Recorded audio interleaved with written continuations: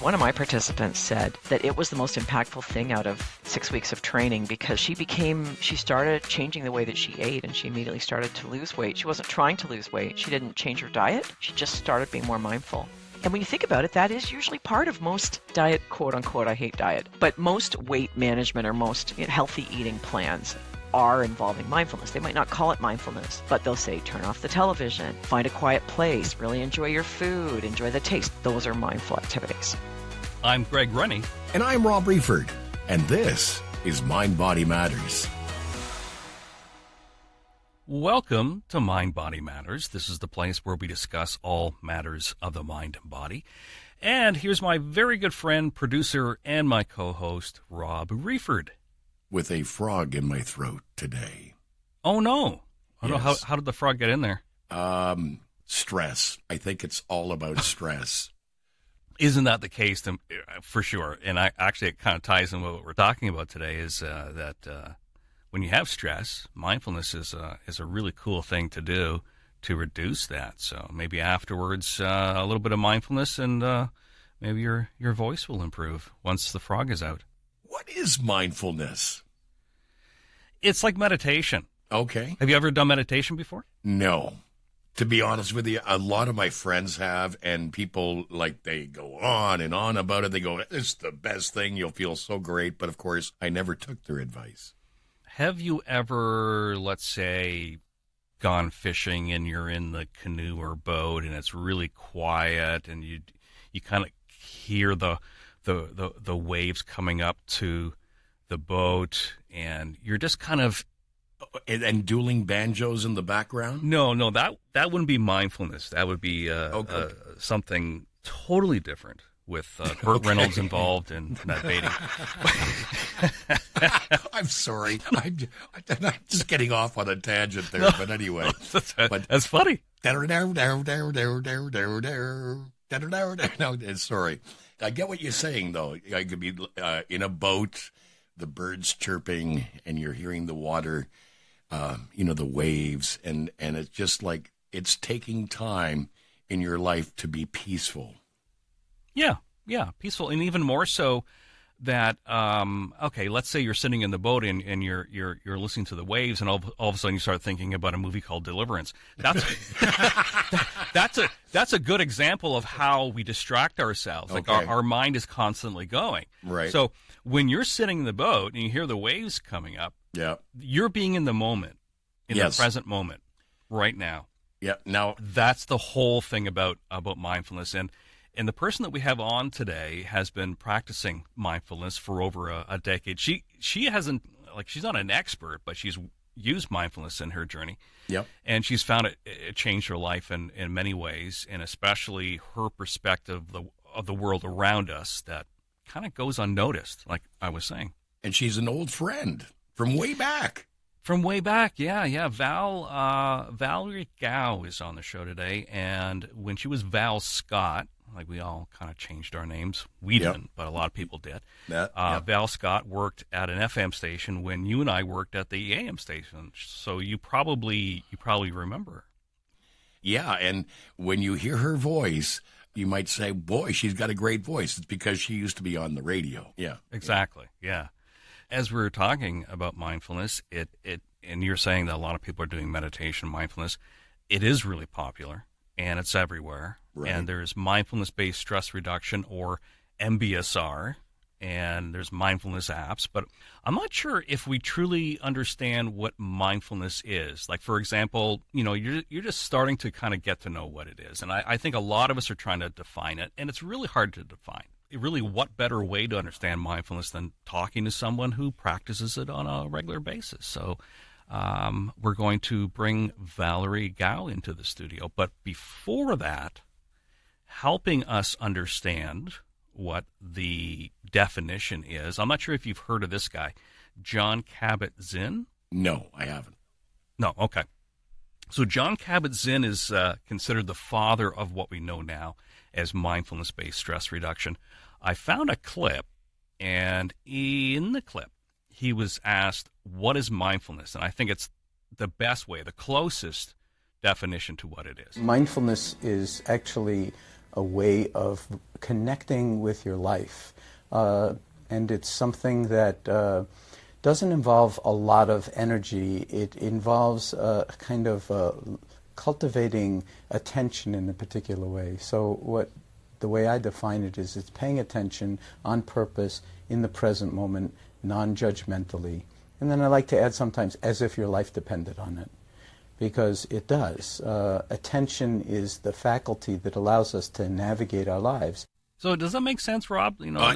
Paying attention. We don't pay attention very well, do we? No, but one thing he did mention about being in the present moment.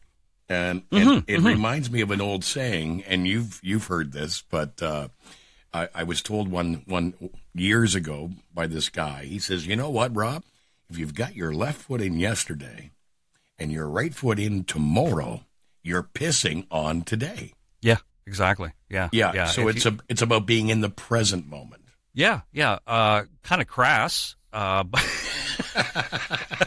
but it is. That definitely describes it. That's a good definition, because if we're not in the present moment, then we're not really in tune with what's happening. So a good definition. So you're getting it.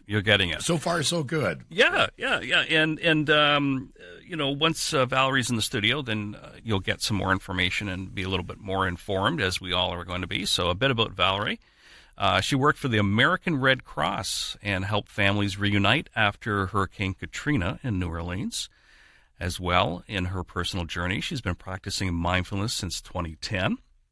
She's an active member of the Mindful Society Global Institute, MSGI, and attends courses at the University of California, San Diego's Center for Mindfulness, and she currently works with companies looking to support their employees in experiencing mindfulness to manage their stress and anxiety.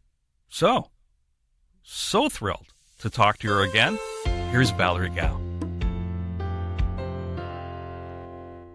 Val, thank you so much for coming into the studio. It's so good to see you.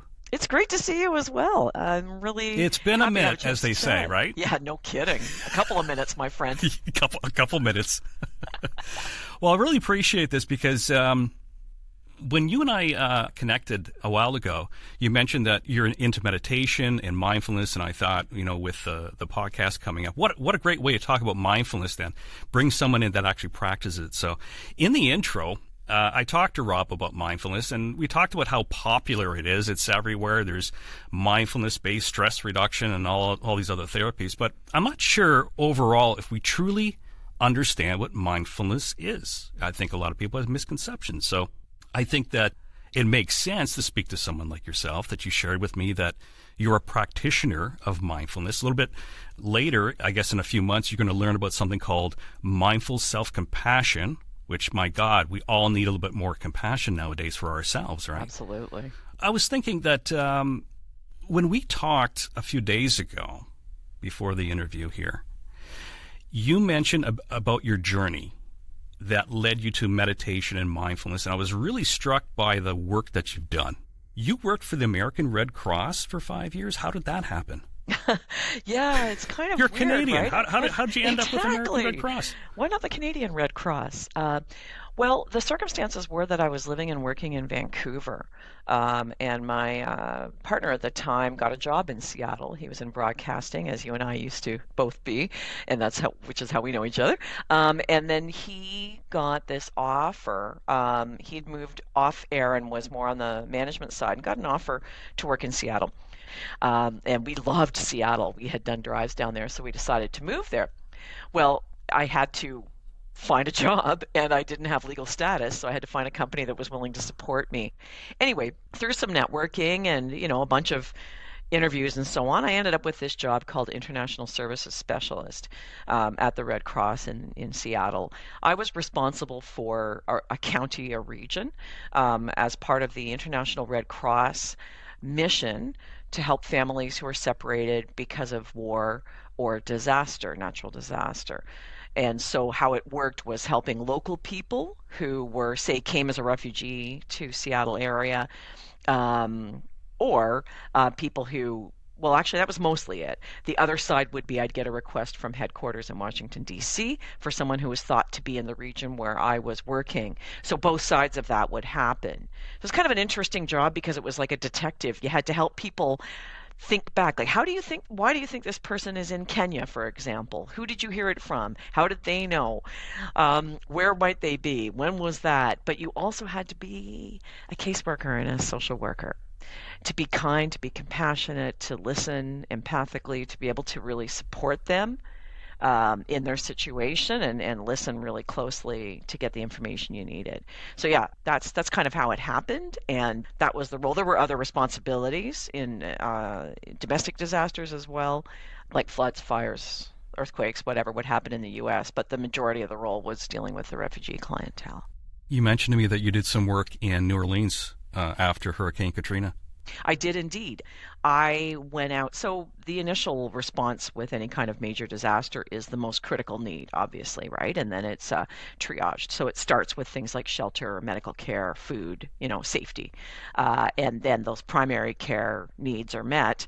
It becomes time to really focus on the families getting back in contact, which is enormously painful emotionally, but you can't prioritize it above being safe and dry and everything else. And so they sent a small team of us to actually Baton Rouge headquarters in Louisiana for the Red Cross, and it was the biggest disaster in history, obviously, in the U.S., with more than 400 shelters, which was just more than triple anything they'd ever had.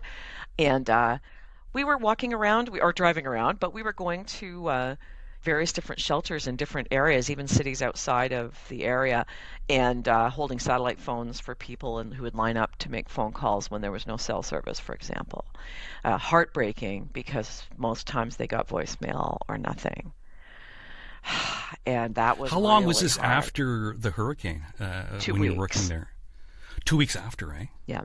So people were still separated. People were still deeply traumatized. They were still in shelters. In fact, another hurricane hit while I was there, which was Rita.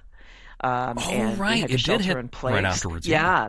And that was not quite in the same area, but it was close. And so people had to re-shelter. They had to move again. So if they had contact with their family, they then lost it again sometimes. Like, it was unbelievable. So anyway, helping people to add their names to, once we got a website set up, which was the first time ever, with the help of Microsoft, who was in Seattle, we had this website so we could enter their information, and then family could find them and stuff like that. So you did some work before, groups, and you're a radio person and stuff like that. But this is totally different work for you. How did it impact you? Well, this was late in my time at the Red Cross. This was in my last year, actually, there, my 5th year. So I'd been doing work with refugees and people with traumatic experiences for a while. That helped me a lot in understanding what people were going through. However, it was long hours in the hot sun. I had a lot of trouble sleeping because I kept hearing those phone calls. I kept seeing people's faces in the middle of the night, with the distress on their faces and their worry and their tears. And I did struggle. When I processed out, they have a proper debriefing process that's required. And I spoke to one of the nurses. I said, look, I tried to take some sleeping medication because I was really struggling. But it actually put me into a different state of alertness. It impacted me negatively. And she said, yeah, they had that experience. You're nodding your head. They had that experience multiple times with other people, that depending on what you take. So I learned something about self-care. I learned that I learned why these placements are usually only 2 weeks to 3 maximum. I thought, let me go longer. No. There's a reason. You can only do this for so long. I guess the only other thing I would add to that is I learned that the whole time of the Red Cross, I learned that even if you don't have a solution, you don't have a way to solve a critical, difficult problem for somebody, the act of listening is enormously powerful. People cried with me. I cried with them. We just sat together and, felt what they were going through, but also just allowed them to have this moment with another human being to say, this is hard. And we'll be right back. Mind Body Matters is brought to you by Audible and the hidden power of shadow work. Hi, listeners. I have something to share with you. I've read a lot of self-help books, but there's one book that I found really helpful for me personally, The Hidden Power of Shadow Work by Marcus Black. In the book, I found the part of ourselves that we'd rather forget is what's called your shadow self. I know it sounds ominous, but it isn't. By doing the shadow work exercises in this book, I learned how to understand and even embrace that part of myself. There's 6 activities and questions on how to discover, identify, and get to know your shadow self. If you're ready to master your shadow and start healing from within, then get the paperback or Kindle edition of The Hidden Power of Shadow Work by Marcus Black. Go to Amazon.com. By the way, I liked the book so much I narrated the audiobook myself. True story. It's available on Audible from Google Play and the App Store. Now, back to the show. Well, with disasters, obviously the people themselves are going through a traumatic experience, and I'm sure a lot of people were diagnosed with PTSD. Yes. In New Orleans. But what I do know as a therapist is that there is what we call vicarious trauma and compassion fatigue. And I'm wondering if you experienced that. Did you experience that vicarious trauma, that their trauma kind of, as you mentioned, it kind of came up in, your dreams and you had difficult sleeping. Yeah. Did you find that happen for you? Yeah, but not just with Katrina. I was also there during 9/11. So I didn't know that. Yeah, but I didn't. There was no. You know what? Sadly, tragically, there wasn't a need for family reconnection because people were gone. Right? There wasn't a situation. Initially, they thought there would be, but then so many people, like there wasn't anybody to talk with. I mean, it was so sad. We were initially inundated with phone calls that we would normally take to help people reconnect, and then there was a realization that they would not need a team on site to help with that. So there was this feeling of not being able to physically do anything, which was very difficult when a lot of my colleagues were heavily involved and going to New York City, some of them still dealing with things like cancer, because of the impact of the dust and everything else in those long hours. I remember one particular phone call that I took from a gentleman whose brother was missing, and it was, I can still hear his voice actually, and it was palpable. We both knew that there was nothing I could do. We both knew we weren't be able to have a solution. We knew that this was... Did you feel helpless? Totally. I thought I was going to cry, and then I thought I have to stay strong for him. His voice was flat. Absolutely flat. It was like no affect, as if he just was trying to do anything because there was nothing he could do and he was helpless. So I just said, you're doing the best you can. And I tried to encourage him that he was doing the right thing and that we would do our best, and talk to him about how he was doing. Talk to him about staying away from CNN and not watching coverage, things that he could do to take care of himself. And then I could not stop thinking about it in the night. So that was like a precursor to the Katrina experience, because I knew that was my tendency. That I would take it on and it would really impact me in a deep level. Other than some medication, what helped you with the images at nighttime? Well, this is before I discovered meditation and mindfulness, and I really didn't have a lot of coping techniques, to be honest. No. Val, that's what I thought when I was talking to you about this. I thought, I bet her experiences... like I said, I know about compassion fatigue and vicarious trauma and debriefing and that. I thought, I bet you found something that helped you get through that. And I'm not surprised it's meditation. So tell me about that. Tell me what the link between your work there and how did you find meditation in all this? I had always been interested, and I think the deep listening that was required in my job, and I did so much of that in my role, deeply connecting with people. I was kind of known for that, and that was a real area of strength and an area that was important to me. And so that was connected with being mindful, for sure. I just didn't have a label for it, but I guess I wasn't really aware of the cost that was starting to happen, like you said, the compassion fatigue thing. What ended up happening was I came back to Canada and took a job that was less impactful in that way because I was burned out. So that's when I started helping newcomers to Canada with job search and their integration into the culture here. And after a couple of years of doing that, I ended up in a relationship with somebody who was deeply, severely mentally ill. I had a very traumatic experience in this relationship that was painful, and I was just seeking something, some sort of peace is the best word I can think of. Looking for grace, looking for a way to continue in my life without these troubling memories and thoughts of activities and comments and, moments that were really scary with this person. And that's when I started learning about meditation. I had already been doing things like gratitude journaling, which I then learned later was mindful activity. Didn't know I was doing it, but I had done that earlier, and that, in fact, before moving to Seattle.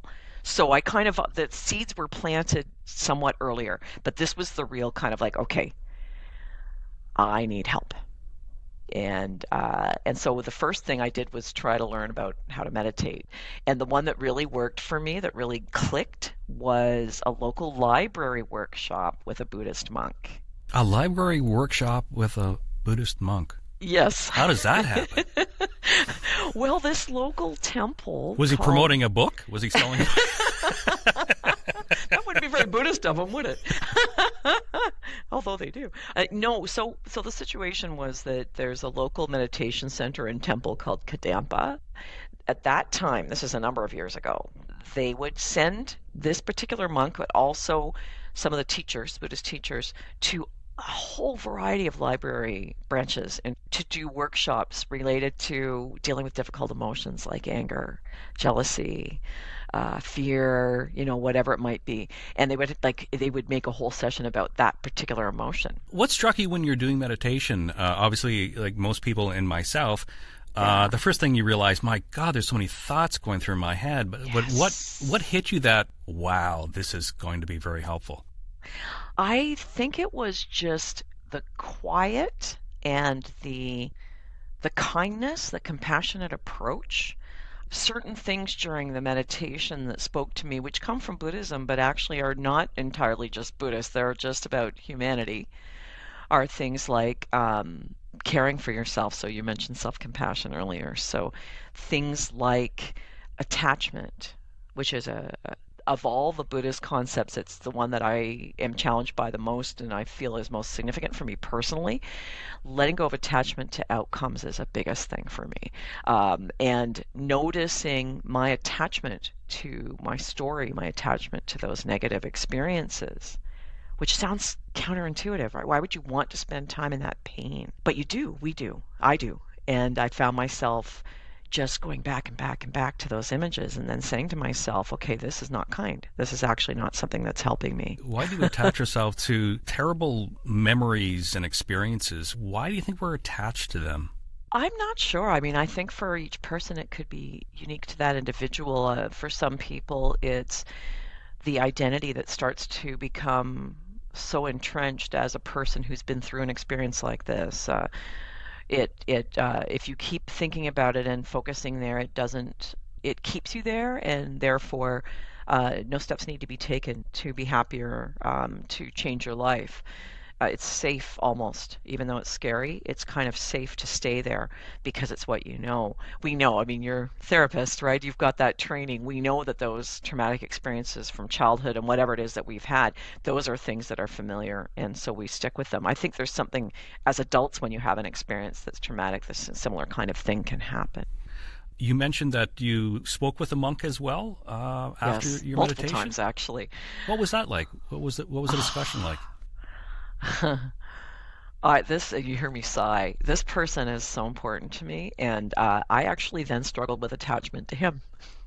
The irony, because I started going to the temple instead of just the school or the library, and then got really involved in the singing at the beginning and all this other stuff. Anyway, it was very moving for me because so much of the philosophy resonated. But talking to him, he's a Western monk. He was born in Canada. He was a younger guy.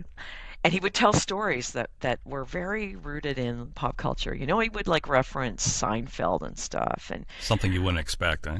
Totally. It was very accessible for people. And that helped as an entryway to understanding something at a deep level, to be able to laugh. I had the opportunity to see Dalai Lama. Wow. The Dalai Lama. And what struck me is how much he laughed. And then I seen in interviews as well. just this sense of almost like a childish kind of laughter. And I was really struck that the questions that people were asking were really, really deep questions.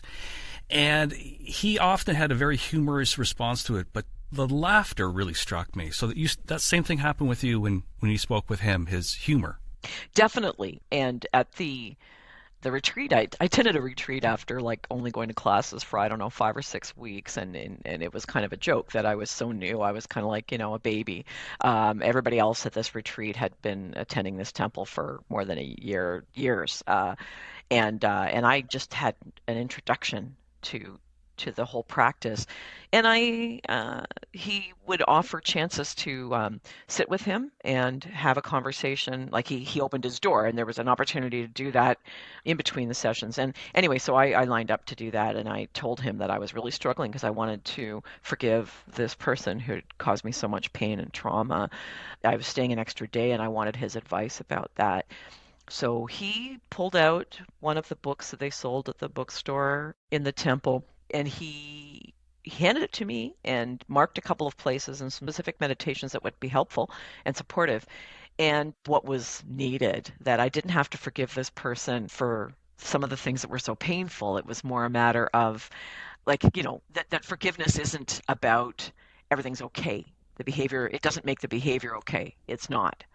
But it's more of letting go of my own pain by letting go of holding on to that anger and that hurt and disappointment and pain that I was experiencing.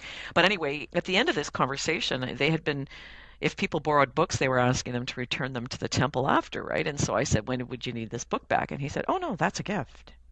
And I broke into tears. Wow. And he said, oh, please don't cry. And then he started laughing, And I said, no, I'm just really touched because I was so fragile at that point that was just such a meaningful, kind gesture. And I have it still with those places marked, even though I haven't had to look at it for a long time. Wow, what a gift. So you were in the retreat and you had the realization and the understanding of letting go of the pain, as you mentioned.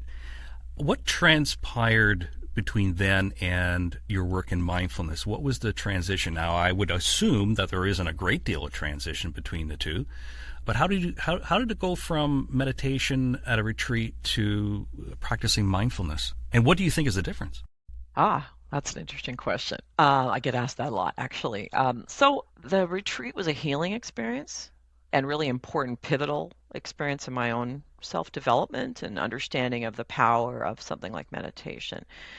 And the experience of being at that temple, or I wasn't even at the temple yet at that point, but practicing meditation on a regular basis, my daily practice at home every day, and my practice in the classes, I was feeling more and more the impact of that in my life in other areas. I kept going at this for years. And then there was a period where my manager in the program that I work in underemployed newcomers to Canada, helping them to find better positions for themselves and earn money that's more in keeping really with their skills and experience. My manager said, you're so passionate about this. I think it would be great if you got some training and you could support our clients with resilience because they are going through so much. And I was just delighted. So I started doing this with people on a regular basis, and then I started getting feedback at how much they found it helpful. They started doing it before they went into their meetings. They started doing it before they walked into their house to see their kids at the end of the day and deal with family situations, any kind of difficult situation. And so I started taking courses at Continuing Studies, University of Toronto, where now this is many years ago, now there are a number of certificate programs available that people can take. And it was just like, oh, yes, I've arrived. So I really enjoyed doing that. And then eventually I guess what happened was the pandemic hit. And and I had been going to annual meditation retreats, or sorry, not retreats, conferences run by a group called the Mindful Society. These days it's called Mindful Society Global Institute. I'd done this for a couple of years in a row, and I would bring back my learnings and share it, with the class and so on. And then I thought, well, they have a membership program for practitioners, and you can join and you can be with other people, and you can, so they call it in Buddhism Sangha, right? You can join a community Sangha. of people. Yes. Yeah, it's not Buddhism, but it's a similar concept. But yes, I would say the word Sangha, I always just attach it to community. I always just think about that, which is what it is, right? And it's one thing to learn. I did a lot of learning, especially during the pandemic, in isolation. I live alone. I felt very isolated. I'm an extrovert. I mean, hey, broadcaster and so on, person who likes to lead groups and all the people, and all of a sudden I was alone a lot. They somehow flipped the whole thing to be online. I've been to conferences, so I have that in my mind. How did they flip that and transfer that to online? Well, they used Zoom, and they had a whole bunch of different links. So whatever you were interested in, you'd go and grab that link.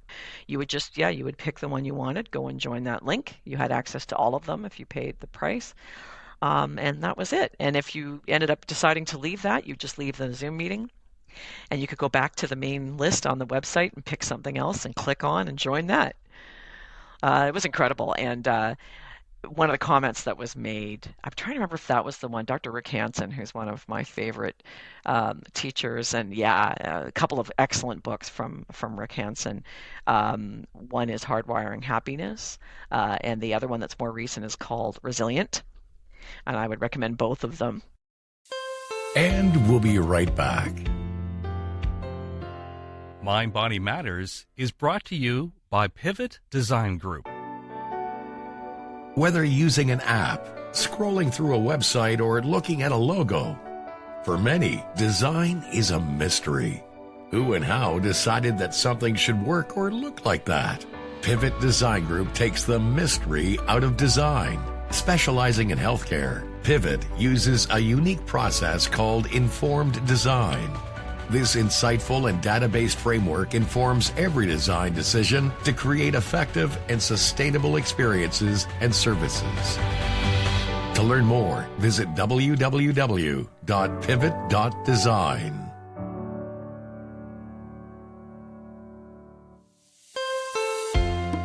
And now, back to the show.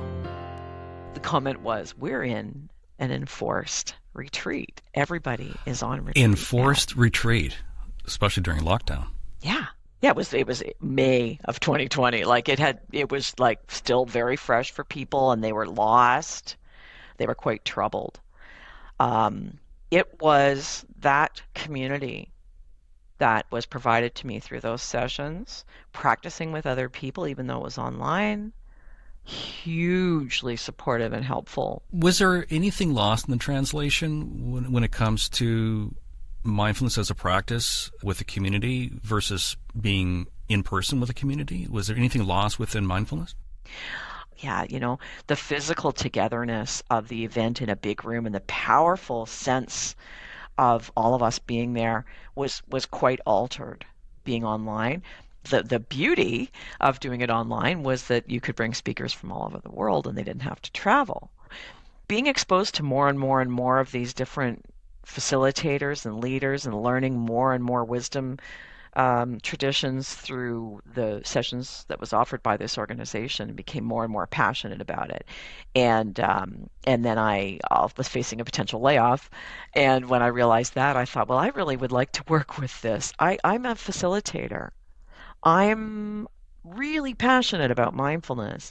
Why don't I put that together and help other people? I was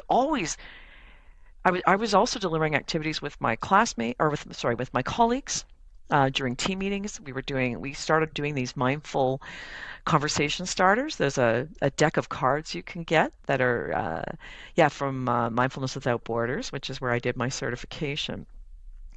And they're just questions that open up dialogue and conversation between people that goes below the surface. That's not just talk about your favorite movie, but it's something that's a little more meaningful. And so I would lead with one of these questions, and we would take some quiet, and we would close our eyes.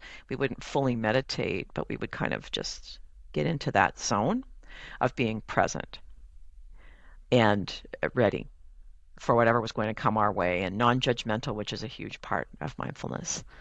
Paying attention, That refers to the clip that I played, Rob, in the intro, is John Kabat-Zinn, for those of you that don't know, author of Full Catastrophe Living, and I think it was like 1979 that he brought mindfulness to the forefront.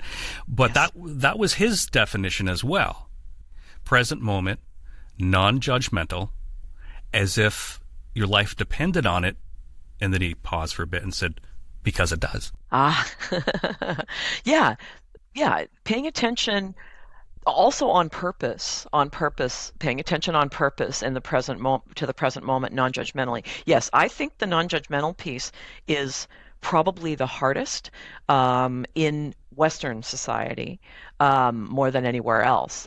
There was a speaker who was an interpreter. He was being trained in to become a Buddhist monk. He was practicing and going through that process, and he was also the interpreter for the Dalai Lama, Thupten Jinpa, who you might have heard of before.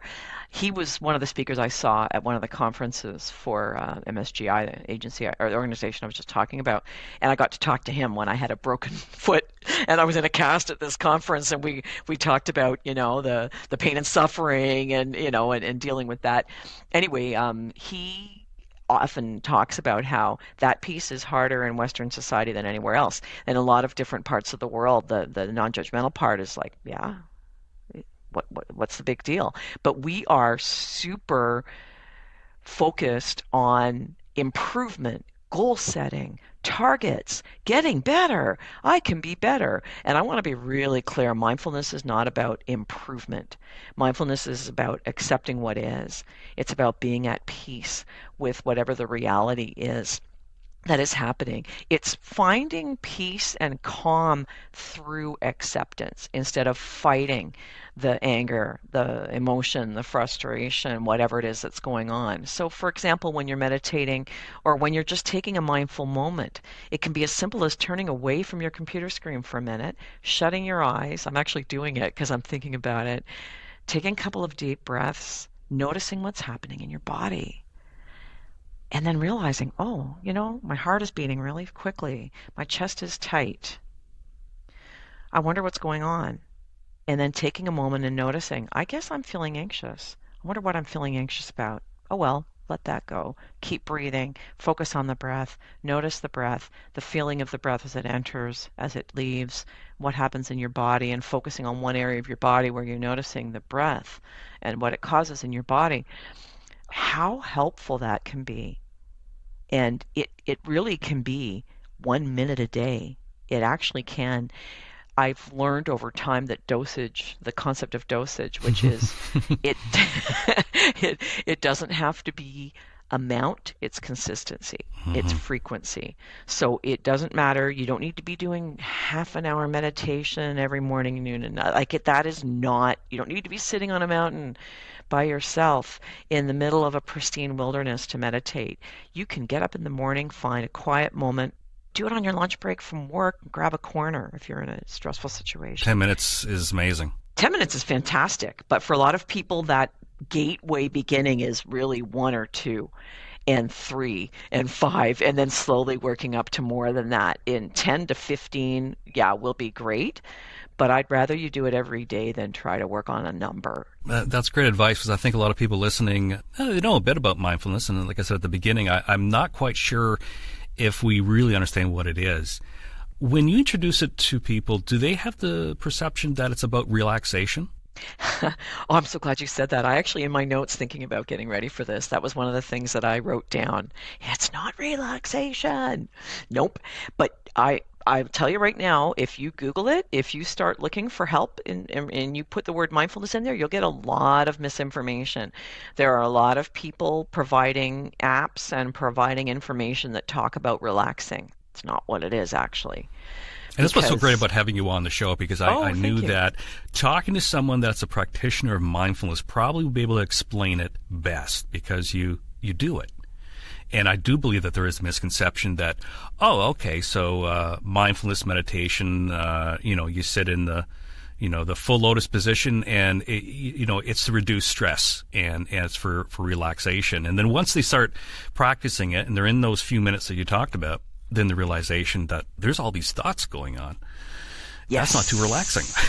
Yeah, and that's the hard part. And I've had people often in classes and also with my colleagues say, there's just too much going on in my mind. I can't meditate. It's too hard. There's too much happening. Well, it is going to be like that at the beginning. Like, be prepared for it. It was for me. It is for every human being who's ever tried it. I don't care how enlightened, how many years you've practiced, it's never going to go away. That's the nature of the mind. The mind wants to tell you, don't forget about that thing this afternoon. Oh, you forgot something this morning. Oh, aren't you still frustrated about what that person said to you earlier today? Aren't you hungry? What's for dinner tonight? Like, your mind is going to keep doing that. It thinks it's helping you and supporting you in not forgetting and noticing things and potentially attaching, as we talked about earlier. So it's going to keep happening. So you don't want to get in a battle with your mind. That doesn't help. But what you're doing in meditation is you're noticing. And whether it might not be meditation, it might be a writing activity. It might be mindful walking. I just want to say this because people will maybe think if meditation's not for me and not really pay attention much to what we're sharing. So I want to say, I did this yesterday. I went for a walk. I live near a big park. I was under some stress about some stuff personally happening in my family, and it was bothering me, and I was stressed at work, and I was just kind of having a moment. I thought, what would help me?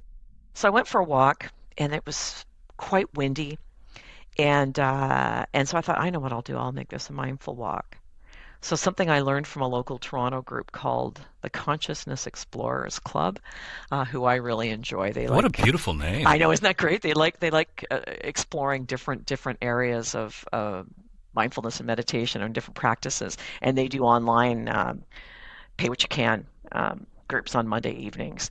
They used to be in person, and then they switched to online during the pandemic, and they're moving to more things in person too. But anyway, at one of their retreats that I attended, a lot of retreats during the pandemic, I attended a retreat of theirs online, and they talked about this see, hear, feel walking meditation. So what you're doing the whole time you're walking is noticing what you see, noticing what you hear, and noticing what you feel. All things we miss. And when you do that, without having music playing or a podcast in your ear. No offense to podcasts, they're fantastic. But don't do them when you're trying to do your mindfulness activity. But yeah, nothing playing through your head. Nobody talking with you or anything, any other focus. It is incredible. So for example, it's a windy day. What was I hearing? The trees rustling. What was I hearing? Birds flying, people talking, walking by, the waves in the water, in the pond. I was hearing the rustle of my own jacket, my feet in the ground. I was feeling my feet in the ground. I was feeling the jacket and the movement. I was feeling that wind. I was seeing the same things. I was seeing those trees. I was seeing those branches, and that's all. So I did that for about an hour. Not entirely. I mean, this isn't going to be, don't think you have to walk for an hour. Like, you do it for 10 minutes, and then you're distracted, because guess what? That's what your mind does in meditation, too. So you do it for a little while. It's going great. Exactly. Or, and that's okay because that would be seeing something, right? So instead, it's like, right? Instead, it's like, oh yeah, what was I going to do? Oh, I have that meeting afterwards. I forgot to get that document for that meeting. That's what happens in the middle of your mindful walk, and that's when you go, right? Okay, there's that thought again. There's that thought. Interesting. I'm having that thought. Here's that emotion. I started worrying now. Now I'm concerned. Now I'm stressed. Now I'm feeling anxious. Let's go back to the practice. What else do I notice? There's a squirrel. There's a bird. There's this. There's that. Right? And you start to notice things again. And when you come back, I tell you right now, if you do that for 10, 15 minutes, you will feel different afterwards. You will feel refreshed, and you'll have a different perspective. That is a mindful activity. I want to touch on self-compassion in a minute because you're going into more education and furthering your interest in mindfulness with mindful self-compassion. But my thoughts is that one of my experiences, which I thought was profound, and I had to do it over and over again with a group, is mindful eating. Oh yes, that was one I wanted to mention today too. Yeah. Great. If you please do. Please explain what mindful eating is, which is probably most people probably have a misconception about that. You're like, what?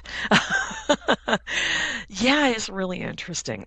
Um, the idea behind this is just we often eat in the drive-through, in the car, in front of TV, at movies, doing something at the same time. This is not, again, remember, non-judgmental. This is not a moment to say, oh, I'm bad, I do that. That's not what I'm trying to say at all, and in any of the things I'm sharing. But that is very common in our culture now. So the idea about mindful eating is that you take a moment and you pause. Sorry, pausing is huge in generally speaking.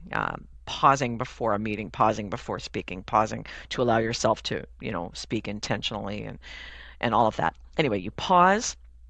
You have no background, nothing else. You're not watching anything. You don't have any screens open. You're not looking at your phone. That's the other big one. And you take a moment and say you pick something. A good way to practice it the first time is to take something like a piece of fruit, like a grape or maybe an almond or something like that. And you take a moment and you really look at that. And you roll it around in your fingers and you just notice what does it feel like? What's the texture of that? What does it look like? What's the color? And just noticing everything about it, the quality of it. Is it hard? Is it soft? If I squeeze it, will anything happen if it's a grape or something like that? And then you slowly but surely take these steps of sniffing it, noticing the scent, kind of just gently putting it against your lips and tasting the edge of it, but not eating it yet. It can be excruciating. The first time people do this feels really weird. Anyway, but then once you do get it into your mouth, you don't even bite it right away. You just feel the texture of it. You notice the taste of it. And you take a moment to imagine where that came from. Who grew that? Who worked on that? What was the weather like in the field where that was grown and that was developed? What was the process that got it to where you are? And you have that moment of gratitude for it actually coming into your life and being available to you. And aren't you fortunate to have this piece of fruit to eat? And then it can really open your heart when you start to think about people who don't have this and how fortunate you are to have this. And then to actually take a moment and do all of that, then to eat, start chewing it. Really enjoy it, notice it, and take your time and slowly swallow it. And you're doing all of this. It can take 5 minutes. It can take 10 minutes. It's not an easy activity. I wouldn't start with mindful eating. In the training that I've done before, it's usually something that comes a little bit later because it is a challenging practice for a lot of people, but really valuable.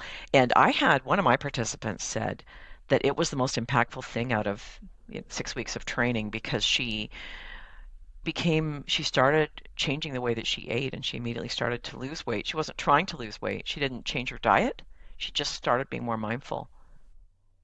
And when you think about it, that is usually part of most diet, quote unquote, I hate diet, but most weight management or most healthy eating plans are involving mindfulness. They might not call it mindfulness, but they'll say turn off the television, find a quiet place, really enjoy your food, enjoy the taste. Those are mindful activities. Slow down and be aware, which is mindful. But just even the whole idea of slowing down when you're eating, because you just tend to kind of shovel it in. But if you slow things down, it's a great start. Sure. Slowing down is a central part of mindfulness. Slowing down, pausing, noticing, awareness, awareness is so limited if you don't do those things. Our general awareness of what we're going to notice in these environments is much less. I have a tendency to share photos that I take on mindful walks, and even if I'm not doing like a fully mindful see, hear, feel practice, but I'm just walking and noticing things, I take pictures and share them.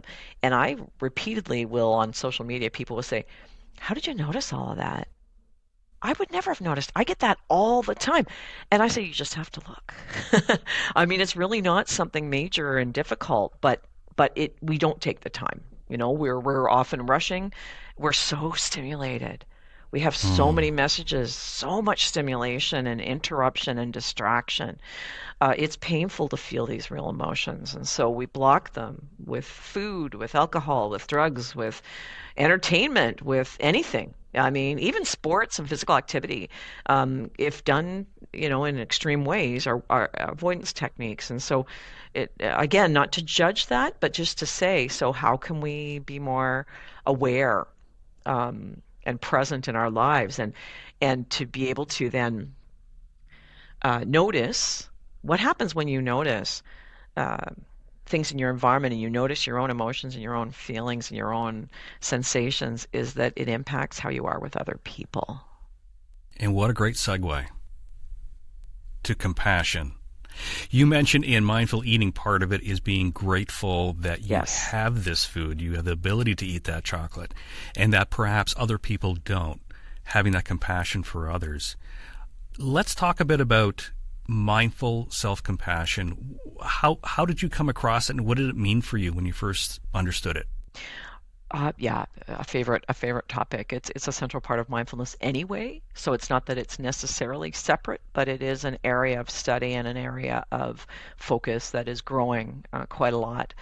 My first introduction was through, I would say, Tara Brach, Brach. I highly recommend her RAIN practice and her writing. She's got several books: Radical Compassion and Radical Acceptance. She's a psychotherapist who focuses on mindfulness and particularly mindful self-compassion. And RAIN is to recognize whatever the emotion is, to allow that emotion, to then take a moment to investigate that emotion, what's behind that emotion, and then nurture. Take a moment to nurture what it is that, what do I need now? Now that I've noticed, okay, I'm feeling really sad about this. I'm at that sadness that's happening. I'm feeling that well up in me, my body. So how am I feeling that? I'm feeling that in my heart. I'm feeling a little bit of a palpitation. I'm feeling a lump in my throat. My eyes are watering. I'm sad. Investigation. What's making me feel sad? It hurts that this person I know is ill. It hurts that I'm concerned about that person, and it makes me sad to imagine something happening to them. Whatever it is that you're experiencing, nurture. What would support me right now? How do I care for myself in this moment where I'm feeling this sadness? And one very common practice in mindful self-compassion is to put the hand on the heart, breathe in, say to yourself several lines about caring for yourself, and it could be, may I be at peace, may I be safe, may I be well, and may I feel relief, may I feel peace, may I feel, whatever it might be. That can be very difficult to do for ourselves, as we talked about earlier. So a lot of different traditions with self-compassion start with compassion to others first. So one of the most common activities is starting with compassion for others, the loving kindness. It would be a very, very popular form of meditation, which again stems from Buddhism.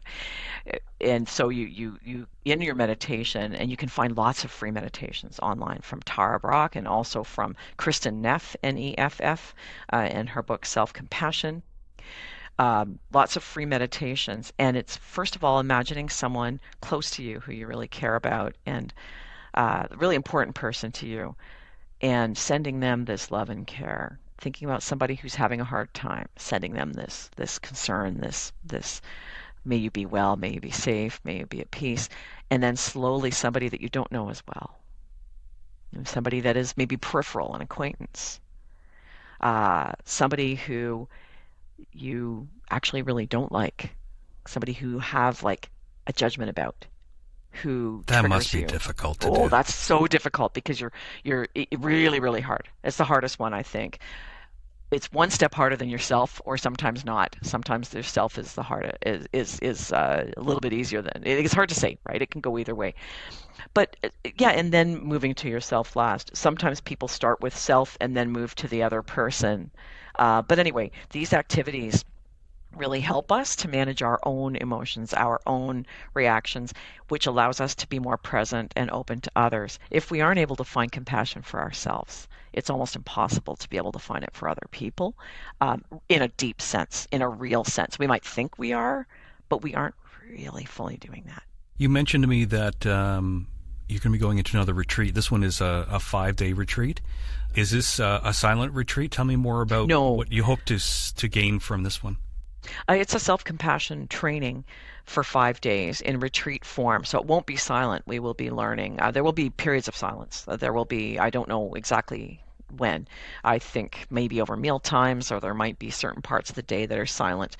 But for the most part, we're learning. So we need to be hearing the information and able to talk to each other and so on.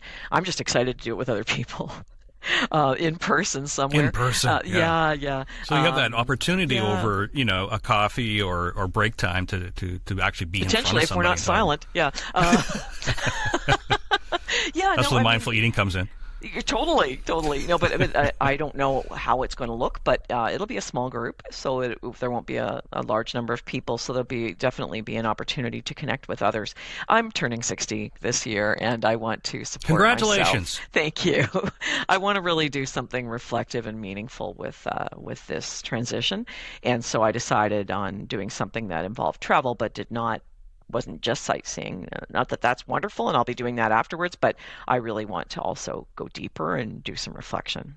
I would love to hear your experiences and have you come on for part 2, because listening to you, and I'm sure the listeners saw this, heard this too, is your ability to actually bring us into a guided meditation, and it's your radio background, right? Yeah, well, it comes in handy for sure, knowing how to speak in a certain way to draw an audience, but it's also you need to also have certain qualities in your voice that people respond to that are, calm, warmth slow, and calm and so on. Yeah. But I'd love to do that. Absolutely. It's been a pleasure, Greg. I'd be happy to come back and do that. That'd be wonderful for you to come back, and let's just spend a few minutes. I mean, this isn't live radio anymore. We can have dead air. We can actually have mindful dead air. Oh my gosh. Yeah, back in the day when we were both trained at the same place, and the experience that we had, it was like you were so worried about dead air and silence, but it's kind of hard to imagine that I'm actually in an area where it's all about silence now, isn't it? It's a big shift, big transition. Definitely. As the last question for you, and I mentioned to before we went into the studio for this, is mindfulness is becoming more and more well known, and I appreciate your definition and expanding on what it is. How do you see mindfulness fitting into the larger conversation around mental health and wellness in general? Like we talk a lot about the mind-body connection with the podcast, right? How do you see mindfulness and mindful self-compassion being part of a future important conversation regarding mental health and physical health? Well, I mean, as you and I both know, it's already become a big part of the conversation. I'm so delighted. A number of years ago, it was not at all. There was really no focus on mindfulness, but now there are centers training psychotherapists in delivering mindfulness-focused therapeutic interventions. Training instructors in MBSR, which is mindfulness-based stress reduction, which is the program that started with, of course, John Kabat-Zinn, who we talked about at the beginning, at the very start, and that's helping people with lots of anxiety-related issues. That's been around for quite a while. But what I like is that it's not just that kind of deep focus on people who are really troubled, but all of us in our lives. A lot of organizations are starting to include things like apps as part of the benefit package, mindfulness apps. And that's not for everybody. Personally, it's not a big preference of mine, but I know that for some people that's their gateway, and whatever it takes, I would rather they do something than avoid it. So that can be really helpful. Mindful apps that organizations are using, and also, as I said, therapeutic interventions that are becoming more and more common. You don't necessarily need a lot of training to help somebody to take a moment and be quiet and reflective, and to notice what's happening in their body and so on. Trauma-informed mindfulness is a huge area of growth and study in Canada and in the U.S. I wish we had time to discuss that. Yeah, that's a whole other Maybe topic, but I think that's a big one, right? And so I think that has increased and will continue to increase.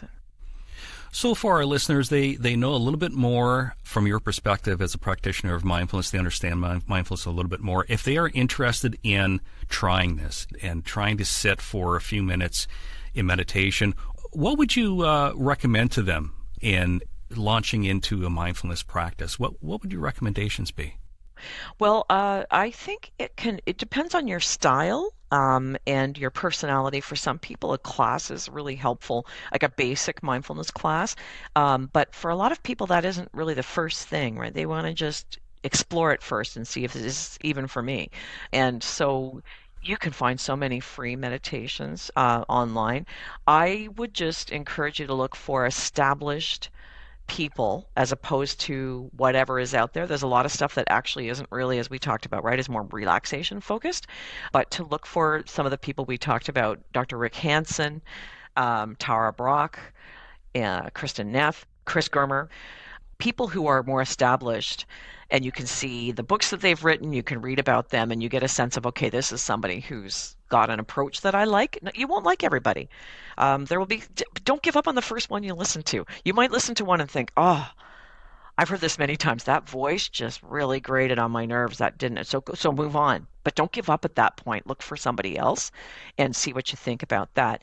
But even before you do that, you might want to try something just on your own of the practices I talked about, in terms of just a couple of minutes of noticing your breath and turning away from your computer screen or your phone or whatever that might be, trying that mindful walk we discussed, trying something that feels kind of comfortable to you as a starting point. One thing I will recommend is something called Take 5, which is a breathing activity that focuses on the 5, the 4 fingers and the thumb, and a breath going up and down. Yeah, you actually take your finger for each breath, goes up and down the thumb, breath 1, up and down the next finger, breath 2, and you go through the whole 5. I've shared that in the classes that I've led, and I had my participants do it in the line at the grocery store, try it in the dentist's chair, places that feel stressful, and it has calmed them in like 30 seconds. So something like that is really an easy thing to try. Easy, simple recommendations to Yes. introduce yourself into mindfulness. As I mentioned earlier, we're going to have you come back for part 2 on mindfulness. There's so many questions I had, especially, how you see mindfulness impacting and helping our physical health. But more importantly, we're going to have you come back and for you to do a few minutes of mindfulness with us and let us know how the retreat went for you and what your takeaways were. We'd love to hear more about it. I'd be happy to do that, Greg. I'll look forward to it. Thanks so much for this opportunity. Thanks so much for coming into the studio. It's good to see you again. You too. Isn't she great? Yeah. Actually, I've got a story for you. Oh, no.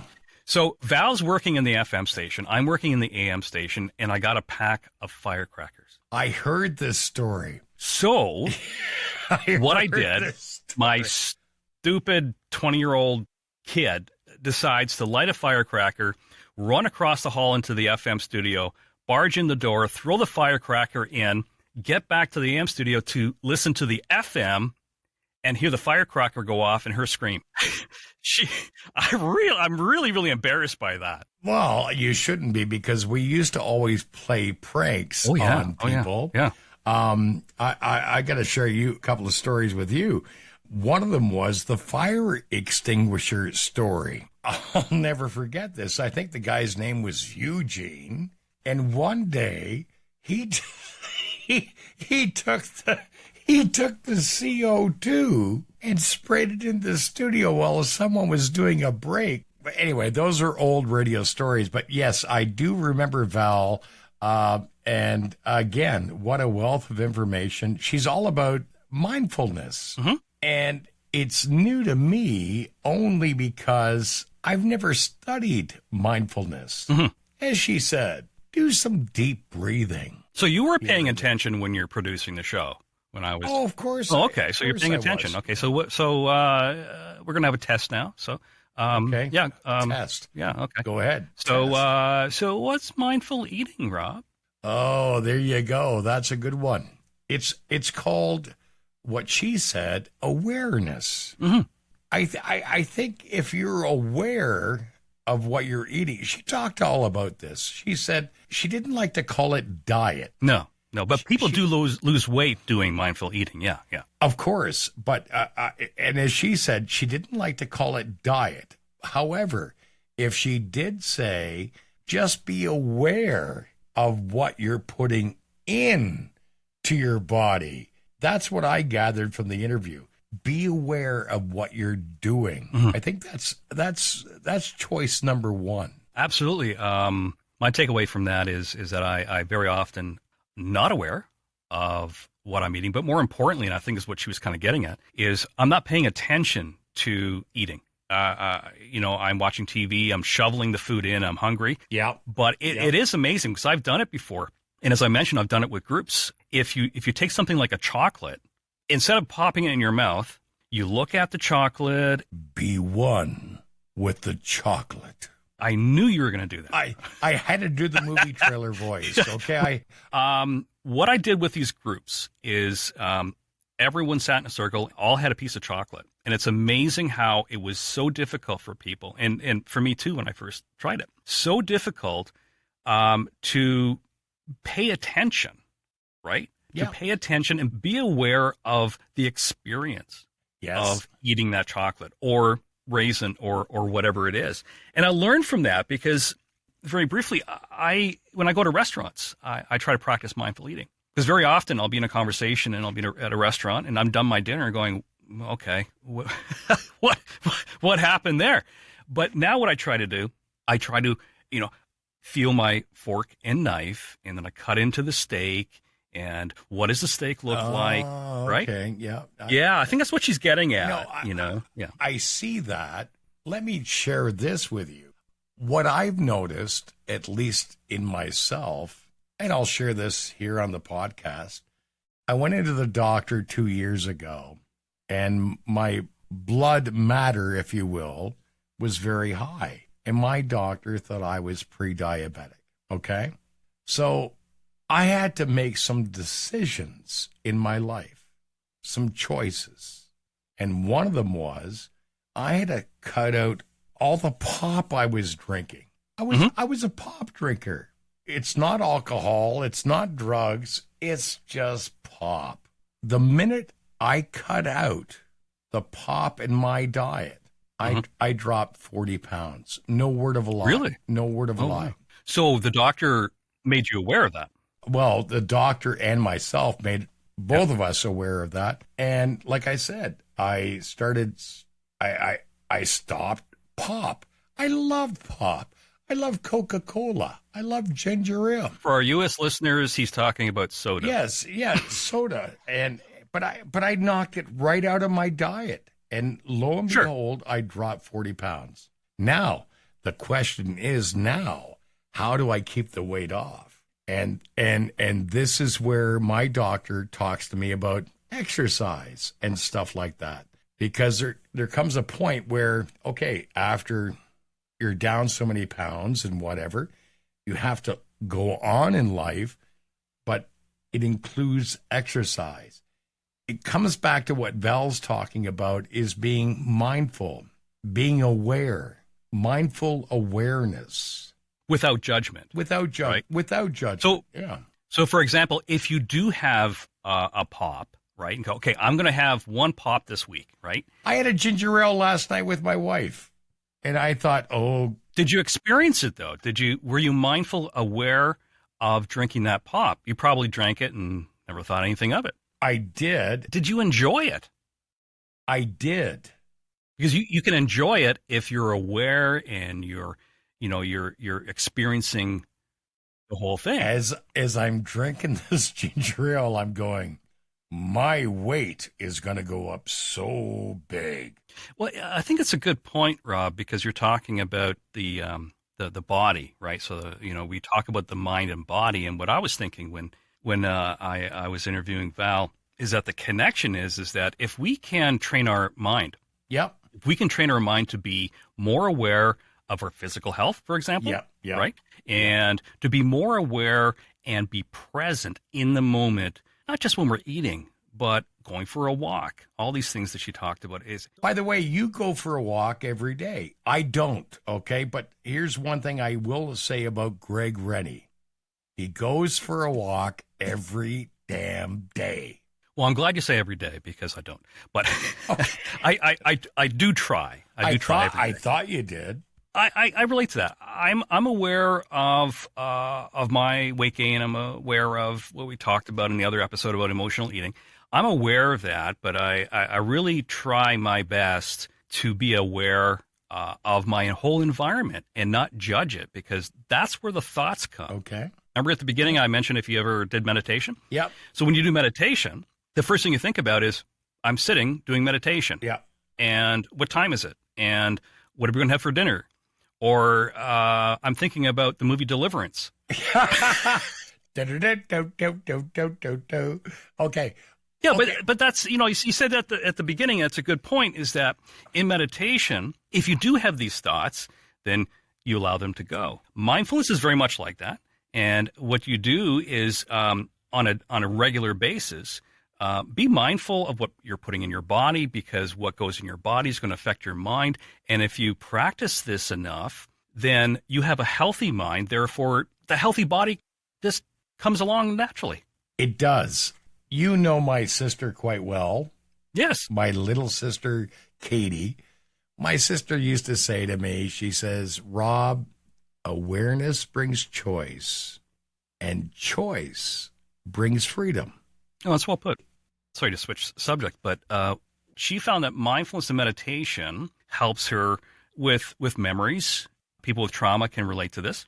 So she's able to use mindfulness in the way of coping with trauma. And I think that if the listeners have any takeaway, definitely is that this does help with trauma, with depression, definitely with anxiety, right? It's just a matter of practicing it. And I think that, well, you probably heard where she talked about even like a few minutes, like 10 minutes is awesome. Yeah.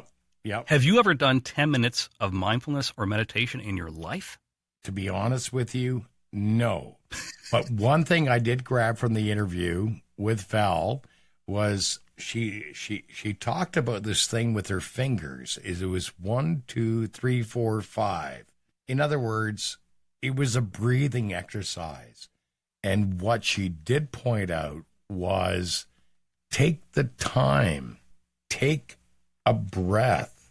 And I think that's what we all have to do occasionally is just take a breath. We're breathing anyway. Why not be aware of it and incorporate it in whatever you're doing, so that you're looking at life without judgment and without thoughts. Yeah. Well, we should wrap up here. Rob, have you heard of Patreon? Yes, actually, I have. Where have you heard about it before?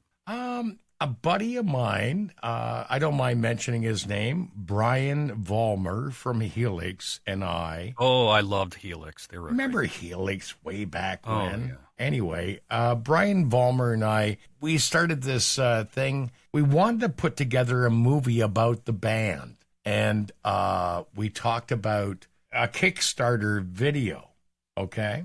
That didn't go anywhere. But then all of a sudden, Brian brought up the thing about Patreon. And it's about supporting, podcasts or supporting content that's on the internet. Right.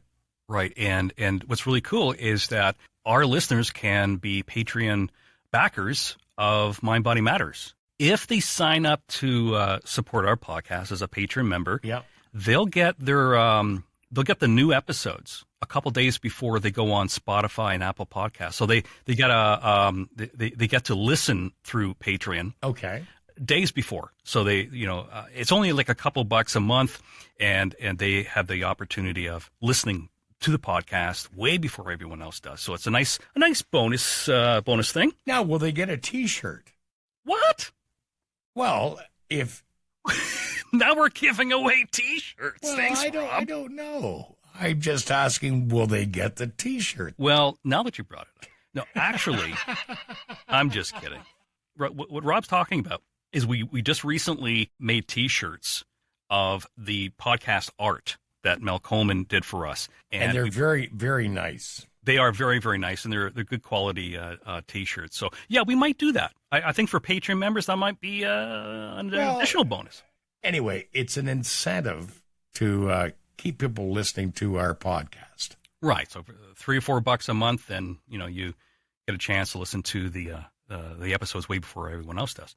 So if you're interested, listener, it's easy to sign up. You go to patreon.com/mindbodymatters. So that's patreon.com/mindbodymatters. And thanks to those who sign up already, we've had people sign up already. And we have David M. Mills and Boyo 2023. So we thank those listeners, and we appreciate your support. Mind Body Matters is produced by Wreford Communications, and we'll be back soon with another episode. In the meantime, be kind to yourself. And most importantly, be well. Thanks for listening. And if there's a topic that you'd like to hear about, drop us a line at mb-matters.com. Be sure to like and follow us on all our socials. And if you like what you hear, hit subscribe or follow and share with your friends.